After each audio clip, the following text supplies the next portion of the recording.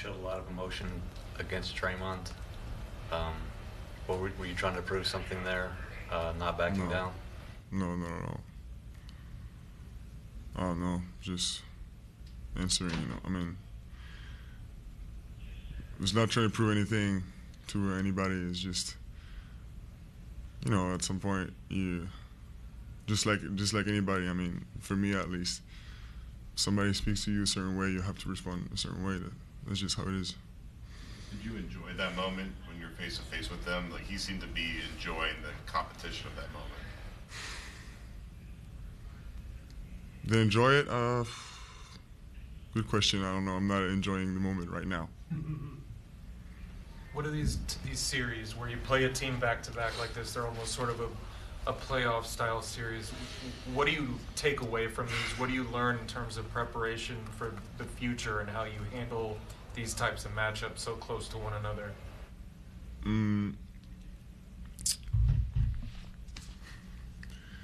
It feels like on the second matchup, in a short span like this, teams will let even more, I can't say that, like how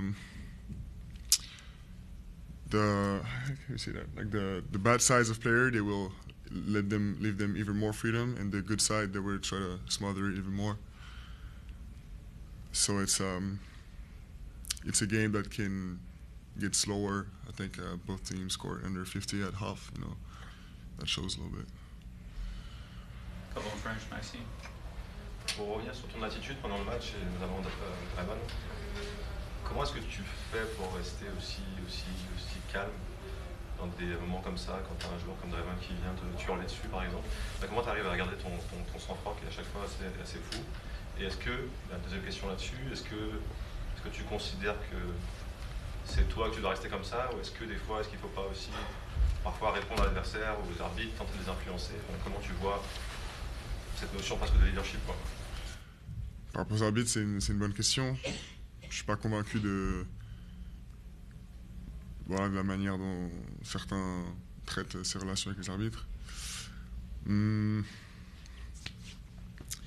Après, pour moi, par rapport au sang-froid, pour moi, la meilleure manière, c'est de répondre sur le terrain.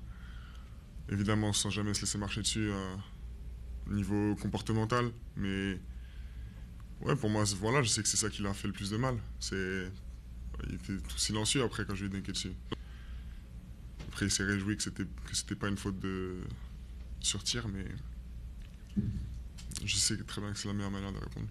Sur la notion de leadership, plus par rapport à ton équipe, comment tu te décrirais en tant que leader aujourd'hui? Je pense que c'est une progression assez linéaire. Ça commence toujours par l'exemple. Et avec l'expérience, ça passe beaucoup par dire des choses pertinentes. C'est plus la pertinence que la quantité. Il y a des joueurs dont c'est le rôle d'être des energizers, etc. Je pense à Keldon par exemple, mais c'est un rôle qui ça s'invente pas. Voilà, je pense que ce sera jamais mon rôle sur 48 minutes de tout le temps crier, être à fond, parce que j'ai une responsabilité d'avoir une longueur d'avance niveau tactique, de donner des conseils à mes coéquipiers, que ce soit des deux côtés du terrain, notamment en défense.